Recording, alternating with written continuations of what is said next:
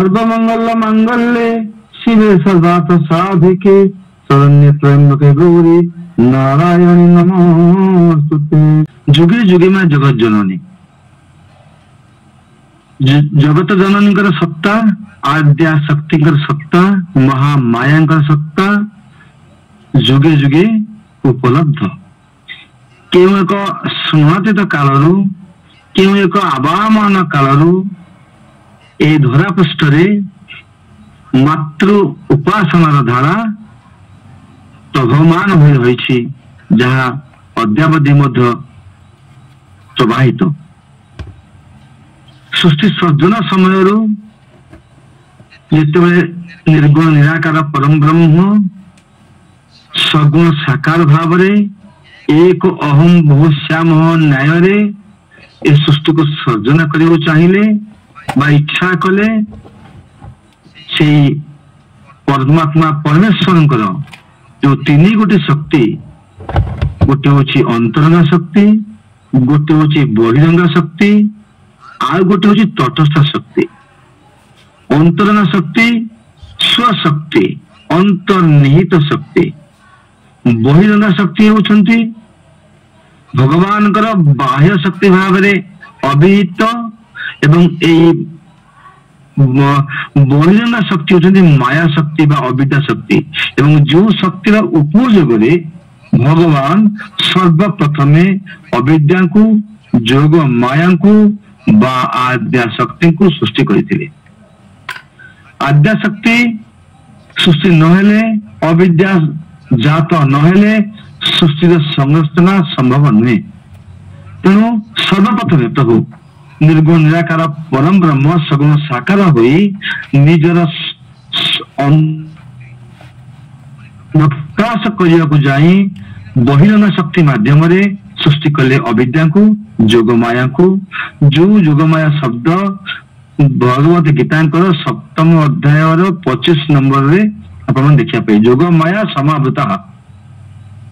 तेणु जोग माया आविर्भाव फल अविद्यार आविर्भाव फल परवर्ती अवस्था तटस्थ शक्ति अर्थात जीव शक्ति सब जीव मान सृष्टि सृष्टि सर्जना होती। जार कि विशेष वर्णना आपण मान देखा पाइबे श्रीमद भागवत ग्रंथ रे, श्रीमद भागवत महापुराण ग्रंथ रे तृतीय अध्याय ठारू द्वादश स्कंद, तृतीय स्कंद ठारू द्वादश स्कंद पर्यंत। तृतीय स्कंद होती स्वर्ग सृष्टि के सर्जना है। चतुर्थ होती विसर्ग जो विशेष सृष्टि यही भाव में क्रमान्वय तार वर्णना मान रही। सृष्टि वर्णना को आपण माने ज्ञात होगा चाहिए एवं द्वितीय स्कंदर पंचम अध्याय, तृतीय स्कंदर पंचम अध्याय सहित विशेष भाव में तृतीय स्कंदर 26 अध्याय सृष्टि वर्णना संपर्क में वर्णित। कपिल भगवान माँ देवहूति को बुझे बुझाई सृष्टि तत्व कहते जहाँ कि हरिद्वार निकटस्थ कुशावर्त आश्रम मैत्रेय महामुनि व्यासंकर पितांकर शिष्य पराशर शिष्य मैत्रेय महामुनि कंठरू श्रवण करछंती विदुर महाराज। जिज्ञासु विदुर कुशावर्त आश्रम किभली भाव सृष्टि सर्जन है एवं कपिल भगवान किपरि भाव में माँ को बुझे ये सबूर विशद व्याख्या आपण देखा पाइबे भागवत तृतीय स्कंदर 26 अध्याय।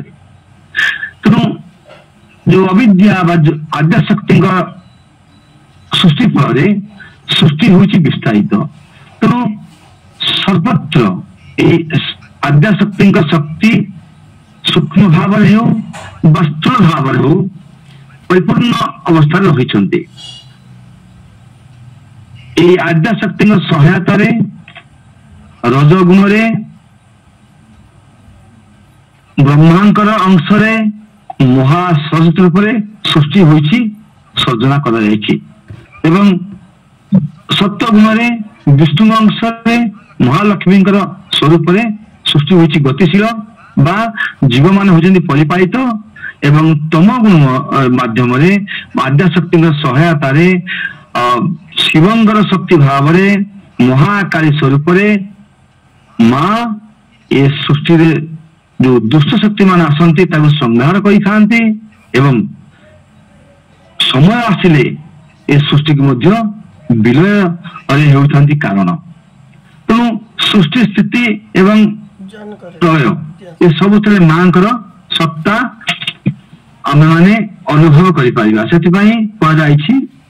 शक्ति करोति ब्रह्मांडम सा वै पायते क्षीरम इच्छया संघर त्वेषा जगत चराचरम चराचरम जगत रे माँ का सत्ता परिपूर्ण रही तेणु माँ कृपा विहुने कौन सी जीव गोटे मुहूर्त मध्य आगे पार ना शक्ति संचरित नहले आम कौन सी कार्य कर ये शक्ति प्रच्छन्न भाव स्थावर जंगम चर अचर सर्वत्र परिव्याप्त हो रही शक्ति विहुने शिव शबर हुंती परिणत तेणु शक्ति विहुने कौन सी कार्य करने संभव नुहे तेणु सृष्टि प्रारंभ आज पर्यंत सर्वत्र ए माँ आवाहन माँ निराधना जीव जगत हो उठती तत्पर एवं जार महार्घ्य समय महार्घ्य मुहूर्त उपगत होइछि एवं आमे माने वर्तमान से माँ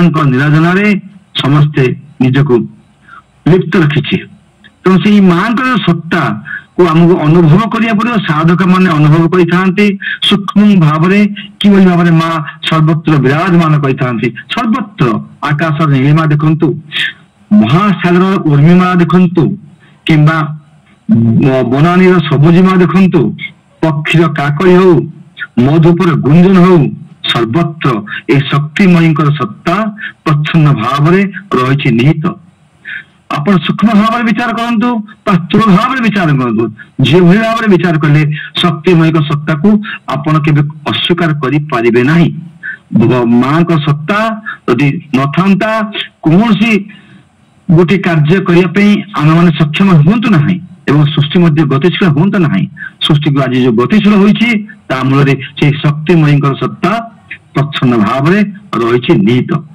तेरे आम आसतु आज प्रसंग को जीवा जुगे जुगे माँ जगत जननी किपरि भाव प्रति जुगरे माँ आविर्भूता होती एवं माँ संतान बच्चा नामकरण को कर सार्थक से सुर हूँ असुर हूँ नर हूँ देव हूँ दानव हूँ मानव हूँ प्रत्येक समय से माँ होते शरणापन्न निजर कामना वासना को चरितार्थ करने निजर मनभीष्ट परिपूर्ण करने वांछित फल को प्राप्त होगापाई से माँ होती शरणापन्न माँ पाद पद्म नहीं शरण ये क्षेत्र में जीवा देखा किपरि भाव सत्य जुगरे माँ निराधना कर माँ निराधनार प्रतिफलन स्वरूप आज आम दुर्गा पूजा करुचु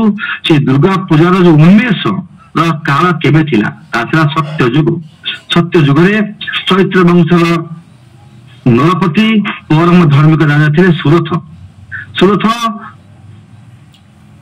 प्रजा मान अति आनंदित भाव रखी सुचारू रूपे प्रजा पालन कर चलते धर्म कर्म ईर्षान्वित होते प्रतिवेशी गण पाख राज्य माने से माने जो सुनाम को सह्य कर न पारी प्रजा मान मुहरे घूरी घूरी प्रशंसा श्रवण कर असूया भाव सृष्टि है से चाहिए सुरथ राज्य को अख्तियार करने सुरथ को गादीच्युत करने सुरथ से पड़ोशी राज्य जो आक्रमण मंत्री माने सहायता ने जहाँफल सुरथ हेले गादीच्युत हो अनन्य अवस्था अरण्य को पलायन कले अरण्य को पलायन कर पहुंचले ऋषि मेधांक आश्रम समय समाधि वैश्य नाम जन वैश्य सी परिवार द्वारा उपेक्षित हुई परिवार द्वारा अपमानित हुई परिवार सदस्य मान द्वारा लांछना प्राप्त हुई पहुंची थे ऋषि मेधांक आश्रम से पहुंची ନିଜର ଅନ୍ତର୍ନିହିତ ବେଦନାକୁ ଅନ୍ତର୍ନିହିତ ଭାବନାକୁ ବ୍ୟକ୍ତ କରିବାକୁ ଲାଗିଲେ। ଏବଂ ଅନ୍ୟ ପକ୍ଷରେ ଗୋଟିଏ ପକ୍ଷରେ ରାଜା ସୁରଥ ନିଜ ଦୁଃଖ କାହାଣୀ ବର୍ଣ୍ଣନା କରୁଥିବା ଅବସ୍ଥାରେ ପରେ ପରେ ପହଞ୍ଚନ୍ତି ସମାଜ ବୈଶ୍ୟ, ସିଏ ମଧ୍ୟ ତାଙ୍କ ଦୁଃଖ କାହାଣୀ ବର୍ଣ୍ଣନା କରୁଛନ୍ତି ଋଷି ମେଧାଙ୍କ ସମ୍ପର୍କରେ। କାହିଁକି ଆମର ବିଶ୍ୱାସ ଅଛି ସାଧୁ ସନ୍ଥ ମୁନି ଋଷିଙ୍କ ସମ୍ମୁଖରେ ଆମର ଅନ୍ତର୍ନିହିତ ବେଦନାକୁ ବ୍ୟକ୍ତ କଲେ ନିଶ୍ଚିତ ଭାବରେ ତାଙ୍କ ଦ୍ୱାରା ଆମେ କିଛି ସମାଧାନ ପ୍ରାପ୍ତ ହବା ବା ସେ ନିଶ୍ଚିତ ଭାବରେ ଏହାର ସମାଧାନ ସୂତ୍ର ଆମକୁ ବତାଇ ଦେବେ। ଏ ପ୍ରକାର ବିଶ୍ୱାସ ଯୁଗ ଯୁଗ ରହିଛି। ସେ ବିଶ୍ୱାସ ବଳରେ ସେ ବିଶ୍ୱାସ ଦୃଢ଼ଭୂତ ହେବାରୁ ରାଜା ସୁରଥ ଏବଂ ସମାଜ ବୈଶ୍ୟ ଉଭୟ ପ୍ରଣିପାତ ପୂର୍ବକ ମେଧା ଋଷିଙ୍କ ପାଦରେ ପ୍ରଣାମ ଜ୍ଞାପନ କରି କିପରି ଭାବରେ ସେ ପୁନର୍ବାର ସୁଖ ଶାନ୍ତି ପ୍ରାପ୍ତ ହେବେ ଏଥିପାଇଁ ଜିଜ୍ଞାସା କରିଛନ୍ତି। ଏବଂ ଋଷି ମେଧା ତାଙ୍କୁ ଆଶ୍ରମ ରଖାଇଛନ୍ତି।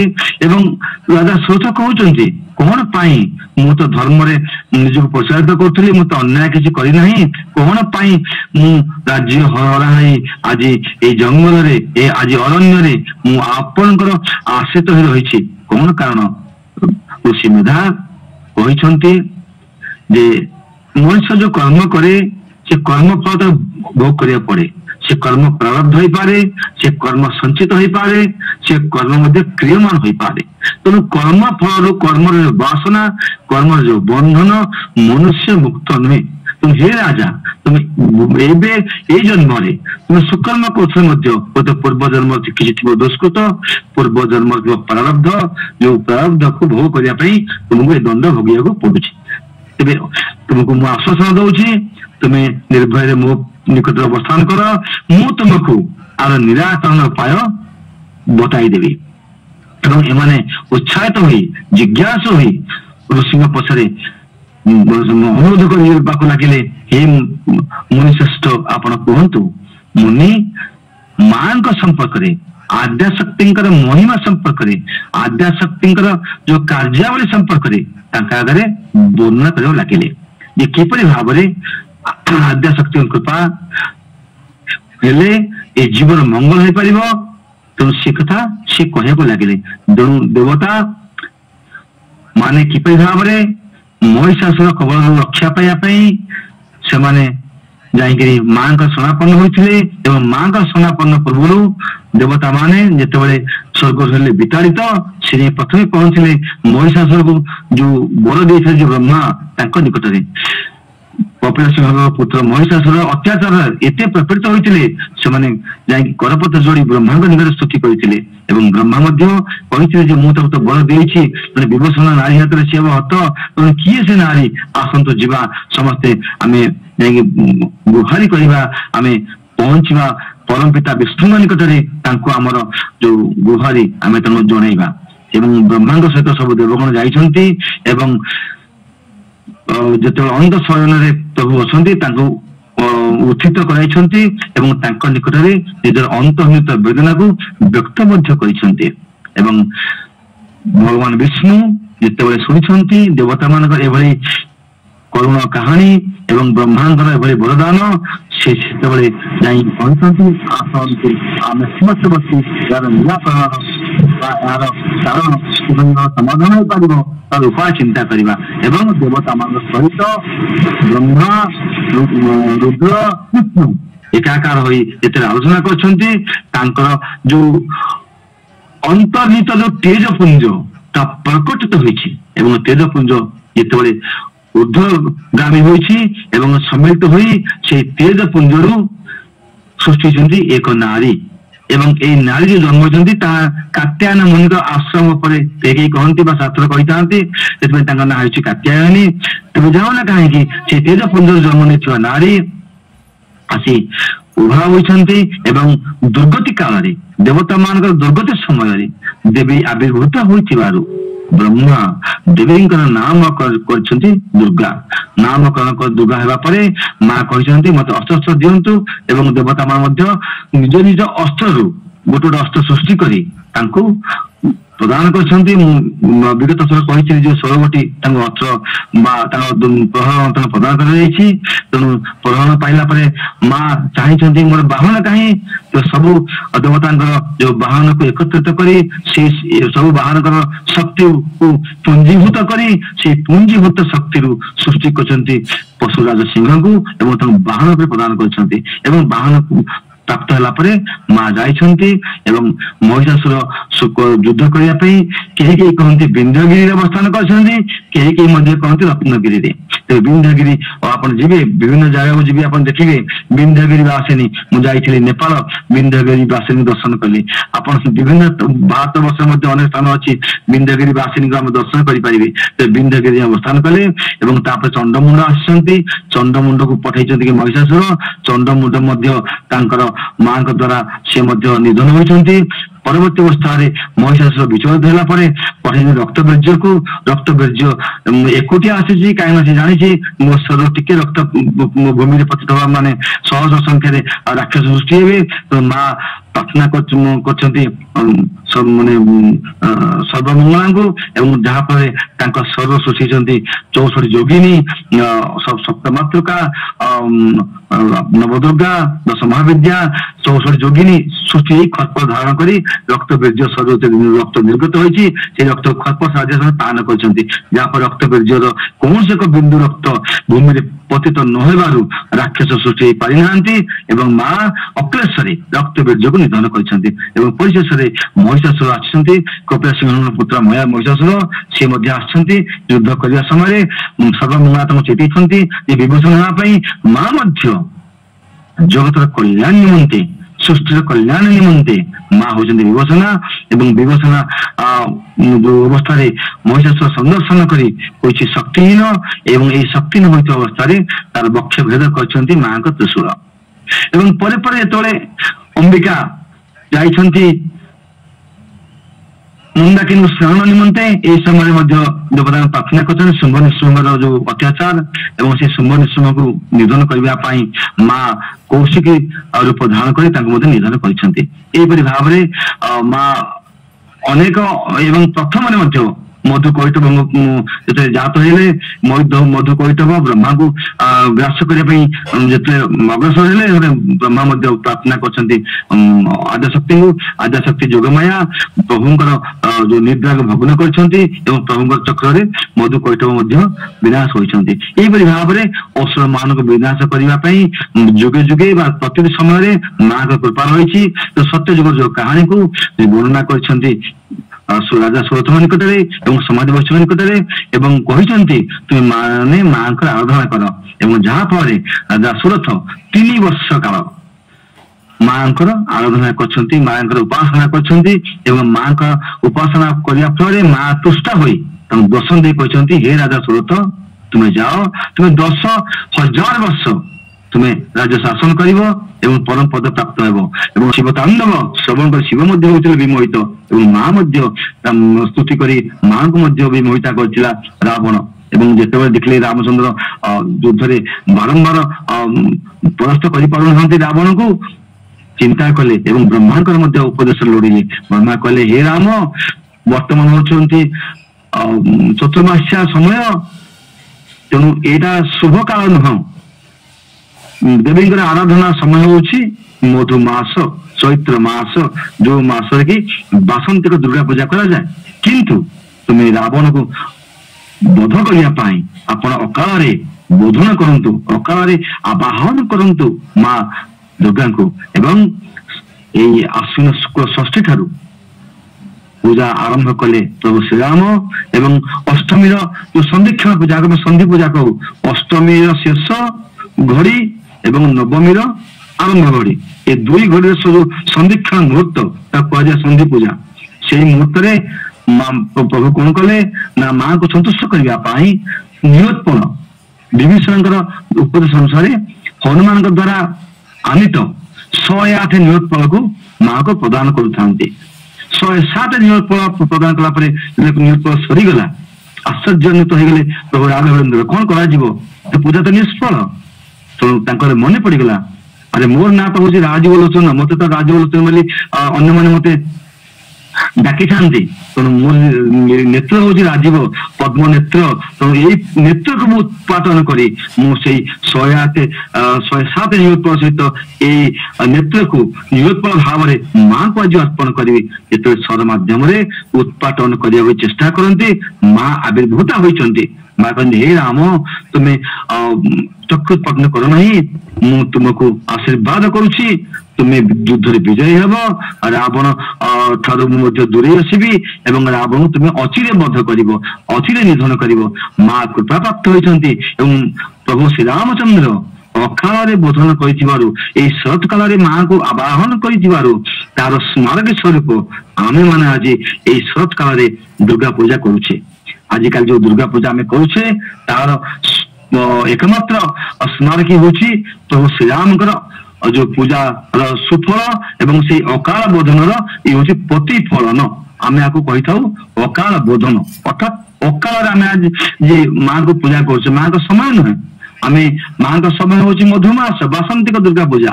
କିନ୍ତୁ ପ୍ରଭୁ ଶ୍ରୀରାମଚନ୍ଦ୍ର ବ୍ରହ୍ମାଙ୍କର ଉପଦେଶ ଅନୁସାରେ ମାଙ୍କୁ ଆବାହନ କରି ମାଙ୍କୁ ସ୍ତୁତି କରି କାର୍ଯ୍ୟରେ ସଫଳ ହୋଇଥିବାରୁ ଆଜି ଆମେ ଆବାଳ ବୃଦ୍ଧ ବନିତା ମାଙ୍କର ନିରାଜନାରେ ସମସ୍ତେ ଆଜି ହୋଇ ଉଠୁଛନ୍ତି ତତ୍ପର।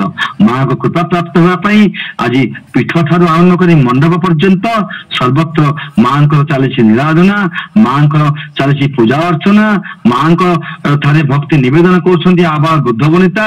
ଏକାଧିକ୍ରମେ 4 ଦିନ ଧରି, ସପ୍ତମୀ, ଅଷ୍ଟମୀ, ନବମୀ, ଦଶମୀ 4 ଦିନ ଧରି ମାଙ୍କର ଦିବ୍ୟ ସ୍ୱରୂପ ସନ୍ଦର୍ଶନ ସହିତ ମାଙ୍କର କୃପା ପ୍ରାପ୍ତ ହେବା ପାଇଁ ସମସ୍ତେ ଆଜି ବ୍ୟଗ୍ର, ସମସ୍ତେ ଆଜି ଉତ୍କଣ୍ଠିତ, ସମସ୍ତେ ଆଜି ତତ୍ପର ହୋଇଛନ୍ତି। ତେଣୁ ଆଜି ଭାରତର କୋଣ ଅନୁକୋଣରେ ସର୍ବତ୍ର ମାଙ୍କର ଚାଲିଛି ନିରାଜନା। କେବଳ ଭାରତ ନୁହଁ, ଆଜି ଯାଆନ୍ତୁ ଆପଣ ଶ୍ରୀଲଙ୍କା, ଆପଣ ଯାଆନ୍ତୁ ମଧ୍ୟ ନେପାଳ ଯାଆନ୍ତୁ, ମୁଁ ଯାଇଥିଲି ନେପାଳ ଦେଖିଛି ମଧ୍ୟ, ଏବଂ ଭାରତ ବାହାରେ ମଧ୍ୟ ବିଭିନ୍ନ ସ୍ଥାନରେ ମାଙ୍କର ନିରାଜନାରେ ଆଜି ଏ ଜୀବ ଜଗତ, ଏ ମନୁଷ୍ୟ ମାନେ ଆଜି ବ୍ୟଗ୍ର ହୋଇ ଉଠୁଛନ୍ତି, ତତ୍ପର ଉଠୁଛନ୍ତି, ଅନ୍ତର ଭକ୍ତିପୂତ ପ୍ରଣତି ଜ୍ଞାପନ କରୁଛନ୍ତି। ତେଣୁ ଆଜି ଅକାଳ ବୋଧନ ଆମେ ଆଜି ଚାଲିଛି, ଯୋଉ ମାଙ୍କ ନିରାଜନା ଚାଲିଛି, ଶାରଦୀୟ ଦୁର୍ଗୋତ୍ସବ ହଉଛି ପ୍ରଭୁ ଶ୍ରୀରାମଙ୍କର ଅକାଳ ବୋଧନର ପ୍ରତିଫଳନ। ଆସନ୍ତୁ ଆମେ ଆସିବା ଦ୍ୱାପର ଯୁଗକୁ। କିପରି ଭାବରେ ଦ୍ୱାପର ଯୁଗରେ ମାଙ୍କର ହୋଇଥିଲା ଆବିର୍ଭାବ, ମାଙ୍କର କଣ କଣ ଥିଲା ଲୀଳା ଖେଳା, ମାଙ୍କର କଣ ଥିଲା କୃତି ଏବଂ କୀର୍ତ୍ତି ଦ୍ୱାପର ଯୁଗରେ।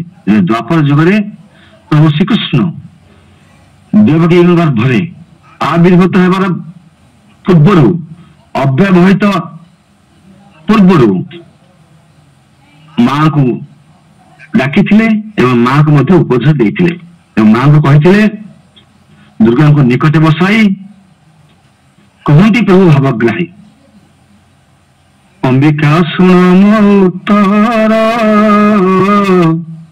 ବହନ ଯାଅ ମଞ୍ଚପୁର, ମଥୁରା କଂସ ବନ୍ଦୀ ଘରେ, ମିଳିବୁ ପ୍ରଥମ ପ୍ରହରେ, ବନ୍ଦୀ କରିଛି କଂସରାଏ, ଏକ ସାଙ୍କୋଳି ବେନି ପାଏ। ଅର୍ଥାତ୍ କହୁଛନ୍ତି ଭଗବାନ, ହେ ଦେବୀ, ହେ ଅମ୍ବିକେ, ତୁମେ ଯାଅ ମଞ୍ଚପୁର ଅର୍ଥାତ୍ ମର୍ତ୍ତ୍ୟପୁରକୁ ତୁମେ ଗମନ କର। କାହିଁକି ନା ମର୍ତ୍ତ୍ୟପୁରରେ ଆଜି ବସୁଦେବ ଏବଂ ଦେବକୀ ଆଜି ବନ୍ଦୀ ଘରେ ଗୋଟିଏ ସାଙ୍କୋଳିରେ ଉଭୟ ବନ୍ଦୀ ଅବସ୍ଥାରେ ରହିଛନ୍ତି। ତୁମେ ସେଠି କଣ କରିବ ନା, ଏହା ପୂର୍ବରୁ 6ଟି ପୁତ୍ରଙ୍କୁ କଂସ ନିଧନ କରି ସାରିଲାଣି। 7ମ ଗର୍ଭ ବର୍ତ୍ତମାନ ଦେବକୀ ଗର୍ଭରେ। ତେଣୁ ସେ ଗର୍ଭକୁ ତୁମେ କଣ କରିବ? ରୋହିଣୀ ନାମେ ବିଦ୍ୟମାନ, ତାହାର ଗର୍ଭ ଅଛି ଶୂନ୍ୟ। ରୋହିଣୀ ହଉଛନ୍ତି ବସୁଦେବ ଅନ୍ୟ ଏକ ପତ୍ନୀ, ଯିଏକି ଯାଇକି ରହିଥିଲେ ନନ୍ଦନପୁରରେ। ଦେବକୀ ଦେବୀ ନିଦ୍ରା କାଳେ, ଗର୍ଭ ହରିବୁ ଯୋଗରେ, ମିଳିବୁ ନନ୍ଦ ଘରେ ଯାଇ, ରୋହିଣୀ ଗର୍ଭେ ତାହା ଥୋଇ, ଜନ୍ମିବୁ ଯଶୋଦା ଉଦରେ, ମୁଁ ପୁଣି ଯିବି ମଞ୍ଚପୁରେ, ଦେବକୀ ଗର୍ଭେ ହେବି ଜାତ, ମୋତେ ଘେନିଣ ଯିବେ ତାତ, ତୋତେ ଆଣିବେ ମୋତେ ଥୋଇ, ଏକଥା ନ ଜାଣିବେ କେହି। ହେ ମା ଯୋଗମାୟା, ତୁମେ ଦେବକୀଙ୍କ ଗର୍ଭରେ ଯୋଉ 7ମ ଗର୍ଭ ଅଛନ୍ତି ସେ ସପ୍ତମ ଗର୍ଭକୁ ତୁମେ ଆକର୍ଷଣ କରିବ। କାହିଁକି ନା ସପ୍ତମ ଗର୍ଭ ସେଠାରୁ ଯିବା ପରେ ମୁଁ ଯାଇ ଅବସ୍ଥାନ କରିବି ଏବଂ ସେ ଗର୍ଭକୁ ନେଇ କଣ କରିବ ନା ରୋହିଣୀଙ୍କ ଗର୍ଭ ସ୍ଥାପନ କରିବ ଏବଂ ଏକଥା କେହି ଜାଣିବେ ନାହିଁ ରୋହିଣୀଙ୍କ ଗର୍ଭ ଶୂନ୍ୟ ଅଛି। ଏଇଠି ଏକ ତତ୍ଵ ଆସିବ ଆଜ୍ଞା। ତତ୍ଵ ହଉଛନ୍ତି ଯେ କଣ ପାଇଁ ବଳରାମ ତ ପ୍ରଥମ ଚାହିଁଥିଲେ ରୋହିଣୀ ଗର୍ଭ ଆସିପାରିଥାନ୍ତେ, କଣ ପାଇଁ ଦେବକୀଙ୍କ ଗର୍ଭକୁ ଆସିଲେ ଏବଂ ଦେବକୀଙ୍କ ଗର୍ଭରୁ 8 ମାସ ଗର୍ଭ ହେବା ସମୟରେ ସେ ଗର୍ଭ ଆକର୍ଷିତ ହୋଇ ଏହି ପୁନର୍ବାର ରୋହିଣୀଙ୍କ ଗର୍ଭରେ ସ୍ଥାନିତ ହେଲା। କଣ ତା ମୂଳ ତତ୍ଵ ରହିଛି, ତାତ୍ଵିକ ମୂଲ୍ୟବୋଧ କଣ ଅଛି? ତାତ୍ଵିକ ମୂଲ୍ୟବୋଧ ଏଇଥିପାଇଁ ରହିଛି ନା ଭଗବାନଙ୍କର ଯୁଗେ ଯୁଗେ ତାଙ୍କର ଶୟନ କରିଥାନ୍ତି ଅନନ୍ତଙ୍କ ଉପରେ। ଅନନ୍ତ ହଉଛନ୍ତି ତାଙ୍କର ଆଧାର ଏବଂ ଅନନ୍ତ ଆଧାର ଉପରେ ଆଧେୟ ସ୍ୱରୂପରେ ଭଗବାନ ନିଦ୍ରା ଯାଇଥାନ୍ତି।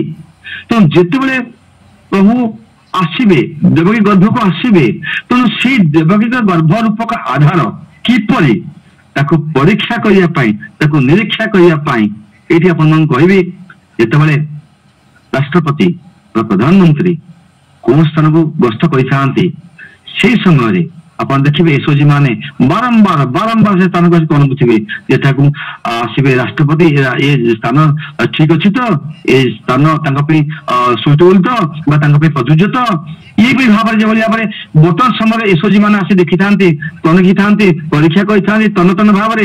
ସେଇ ନ୍ୟାୟରେ ପ୍ରଭୁ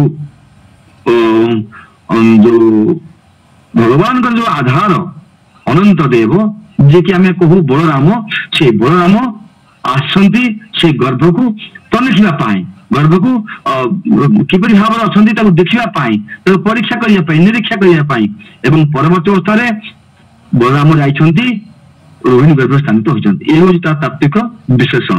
ତେଣୁ ମାଙ୍କୁ କହିଛନ୍ତି ତୁମେ ନେଇ ତାକୁ ଗର୍ଭରେ ସ୍ଥାନିତ କର ରୋହିଣୀଙ୍କର ଏବଂ ଖାଲି ସ୍ଥାନିତ କରିବନି ତୁମେ ମଧ୍ୟ କଣ କରିବ ତୁମେ ମଧ୍ୟ ଜନ୍ମ ନେବ। କୋଉ ଜନ୍ମ ନେବ? ତୁମେ ମଧ୍ୟ ଜନ୍ମ ନେବ କାହାର ଗର୍ଭରେ? ମଞ୍ଚେ ହୋଇବ ତୁଜେ ଜାତ ଜଗତେ ହୋଇବ ବିଖ୍ୟାତ। ତେଣୁ ସେଠି କହିଛନ୍ତି ତେଣୁ ଦେବକୀ ଗର୍ଭେ ମୁଁ ହେବି ମୁହିଁ ଜାତ ଏବଂ ତୁମେ ମଧ୍ୟ ଜନ୍ମ ହବ ଯଶୋଦାଙ୍କ ଗର୍ଭରେ। ତେଣୁ ଉଭୟ ଆମେ ଜନ୍ମ ନେବା। ଜନ୍ମିବ ଯଶୋଦା ଉଦରେ ମୁଁ ଉପରେ ଯିବି ମଞ୍ଚ ଉପରେ। ଭଗବାନ କହିଛନ୍ତି ହେ ଦେବୀ ଅମ୍ବିକେ ତୁମେ ଯାଇକି ଯଶୋଦା ଗର୍ଭ ଜନ୍ମ ଲାଭ କର, ମୁଁ ଯାଇକି ମଧ୍ୟ ଜନ୍ମ ନେବି ଦେବକୀ ଗର୍ଭରେ ଏବଂ କଣ ହବ ନା ମତେ ବସୁଦେବ ନେବେ ଏବଂ ମତେ ସେଟା ଥୋଇକିରି ତୁମକୁ ନେଇ ଆସିବେ। ତୋତେ ଆଣିବେ ମତେ ଥୋଇ ଏ କଥା ନ ଜାଣିବେ କେ, ତେଣୁ ମତେ ନେଇଯିବେ ସେଟା ଥୋଇଦେବେ ଏବଂ ତୁମକୁ ନେଇ ଆସିବେ। ତେଣୁ ଏଇ ଯୋଉ ସମସ୍ତ କାର୍ଯ୍ୟ ଗର୍ଭକୁ ଆକର୍ଷଣ କରିବା ଏବଂ ମଞ୍ଚ ପୁରରେ ଯଶୋଦାଙ୍କ ଗର୍ଭରେ ଜନ୍ମ ନେବା ସେତିକି ନୁହେଁ ଏବଂ ଜନ୍ମ ନେବା ପରେ ଆଣିବେ ଦେବକୀ ଗର୍ଭରେ ସ୍ଥାନିତ କରିବେ ମା କୁ ବା ଯୋଗମାୟାଙ୍କୁ। ପରବର୍ତ୍ତୀ ଅବସ୍ଥାରେ କଂସ ମଧ୍ୟ ନେବ ଏବଂ କଂସ ନେଇକି ତାକୁ ଯୋଉ ଦର୍ପଣ ଶିଳାରେ କଚାଡ଼ିବା ସମୟରେ ମା ଶୂନ୍ୟ କୁ ଚାଲିଯିବେ, କଂସ ହସ୍ତରୁ ପଳେଇବେ ଶୂନ୍ୟକୁ ଏବଂ ଶୂନ୍ୟକୁ ଯାଇ କଂସ ମରଣ ସମ୍ପର୍କରେ ତ ସଚେତନ କରିଦେବେ। କଂସ ଶତ୍ରୁ ଯେ ବଢୁଛି ଗୋପପୁରରେ ଏବଂ କଂସ ଶତ୍ରୁ ଜନ୍ମ ନେଇ ସାରିଲାଣି, ମୁଁ ତ ଶତ୍ରୁ ନୁହେଁ, ତୁ ମତେ କାହିଁ କାରଣ କଚାଡୁଛୁ, ତୋର ଶତ୍ରୁ ଜନ୍ମ ନାହିଁ ତତେ ଅଚିରେ ସେ ବିନାଶ କରିବ। ତାକୁ କଂସକୁ ଉଚ୍ଚାଟନ କରେଇ କଂସକୁ ତାର ମରଣ ସମ୍ପର୍କରେ ସଚେତନ କରେଇ ମା ହେବେ ଅନ୍ତହିତା ହେବେ ଏବଂ ପୁନର୍ବାର ପୁଣି ପ୍ରଭୁ କହିଛନ୍ତି କଣ କହିଛନ୍ତି ନା ତୁମେ ଯଦି ଏଠି କାର୍ଯ୍ୟ କରିବ କଣ ହବ ନା ଭକତେ ହୋଇବୁ ପ୍ରସନ୍ନ ଅନେକ ହେବ ତୋର ନାମ, ଜୟା ବିଜୟା ଭଦ୍ରା କାଳୀ ଚଣ୍ଡିକା କୁମୁଦା କଙ୍କାଳୀ କନ୍ୟକା କୃଷ୍ଣା ଯେ ମାଧବୀ ଈଶାନୀ ଶାରଦା ବୈଷ୍ଣବୀ ଦୁର୍ଗା ଅମ୍ବିକା ନାରାୟଣୀ একু অনেক নাম ভণী গ্রাম গ্রামকে করি স্থান পূজন্তে হইব প্রসন্ন। হে অম্বিকে তুমি বিভিন্ন স্থাନରେ প্রকটিত ହେବ, ପୀଠ ମାନଙ୍କରେ তুমি ପୂଜିତ ହେବ ଏବଂ ଗ୍ରାମ ଗ୍ରାମରେ ଗ୍ରାମ ଦେବତୀ ରୂପେ ତୁମ ମଧ୍ୟ ପୂଜା ପାଇବ। ତୁମେ तुमको आबाल बुद्ध बंता तुम सुवर्ण करेंगे, तुम निराधना करेंगे, तुम उपासना करेंगे। तेणु ये जो द्वापर जुगे माँ द्वारा ये कर्म संपादित होगा फल कंसर विनाश घटी, धर्म संस्थापन हो पारी, प्रभुंर आशीर्वाद जो उद्देश्य ताहा साधित हो पारी। तेणु द्वापर जुगे माँ अवदान जहाँकि श्रीमद भागवतर 10म स्कंदर 3य अध्याय वर्णित होती। आप 10म स्कंद गोप लीलार 3य अध्याय को देखिए, ये समस्त वर्णना पाइबे।